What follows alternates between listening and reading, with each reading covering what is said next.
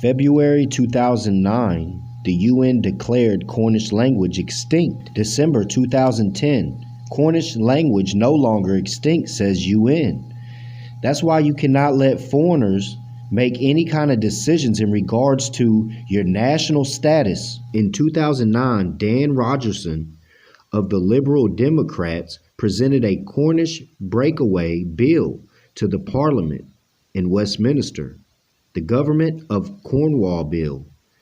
The bill proposed a devolved assembly for Cornwall, similar to the Welsh and Scottish setup. Rogerson argued that there is a political and social will for Cornwall to be recognized as its own nation. Constitutionally, Cornwall has the right to a level of self-government. If the government is going to recognize the right of Scotland and Wales to greater self-determination because of their unique culture and political position, then they should recognize ours. So speaking about the UN saying that the language is extinct, well, United Nations have the UN Declaration of Human Rights established on December 10th, 1948. And right there it says in Article 6, everyone has the right to recognition everywhere as a person before the law. And then Article 15 is everyone has a right to a nationality. So this has been out. You're not given these rights, you're born with your birthright. But nations that wish to demonstrate peace among all other nations will recognize them as such. And the ones who don't, those are the ones who do not want peace. Article 21. Everyone has the right to take part in the government of his country, directly or through freely chosen representatives. Everyone has the right of equal access to public service in his country. This will be the people shall be the basis of the authority of the government. This will shall be expressed in periodic and genuine elections. So you have to participate in it, because you let these people get elected in and they have no kind of respect or honor for nationality or a nation state or nations within a nation. They think they have the whole boundary and don't even understand that there's nations living right next to nations within the same territory. Article 28. Everyone is entitled to a social and international order in which the rights and freedoms set forth in this declaration can be fully realized. But you go into these tribunals and courts, they ain't studied the Declaration of Human Rights because they're not making law to secure your human rights. They're making statutes and codes and law to violate you and keep you in a lower status. 2009. And Cornish brothers and sisters are thinking that they must be recognized now. They was recognized when they're born. Even if there's one man or one woman standing on the earth that speaks Cornish, it is not extinct.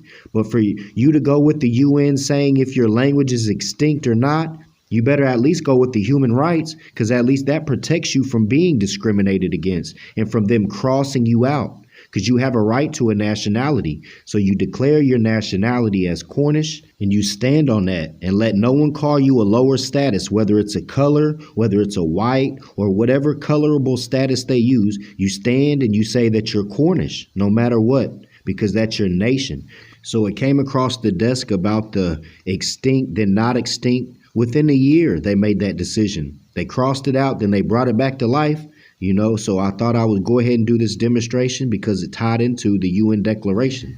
And in regards to the controversy about Cornwall being of England, the Cornish ancestors stated, "We will not receive the new service because it is but like a Christmas game." The rebels declared, "And so we, the Cornish men, whereof certain of us understand no English, utterly refuse thy new English."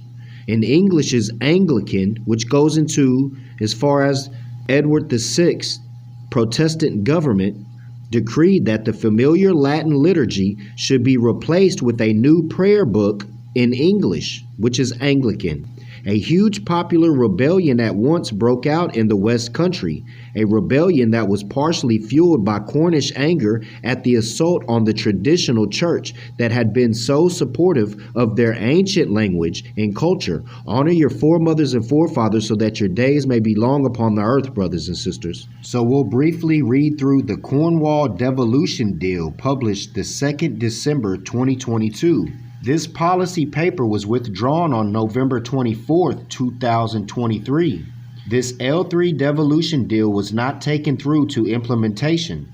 An alternative level 2 deal was agreed between government and Cornwall Council November of 2023. So that's, last month. Let's go look at the level 2 deal. Cornwall devolution deal.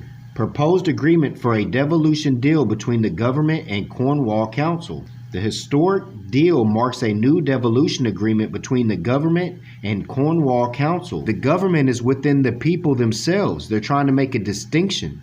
But the Cornwall Council is part of the government. The deal transferred new powers to Cornwall Council, providing local leaders with more control and influence over the levers of local growth, including devolution of the adult education budget. The agreement also includes $500,000 of funding to support Cornish distinctiveness, including the protection and promotion of the Cornish language. This level 2 deal builds on the previous 2015 devolution deal for Cornwall.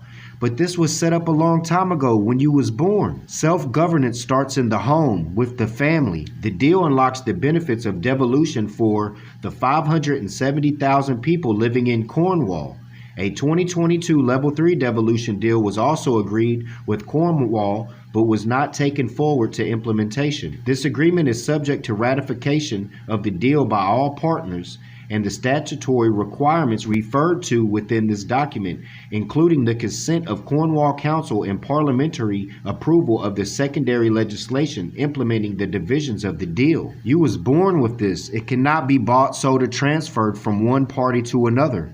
You are born with your inalienable rights, the right to honor your foremothers and forefathers and stand on nationhood and unity with your brother and sister, being Cornish, of Celtic ancestry. Everything they spoke about was commercial.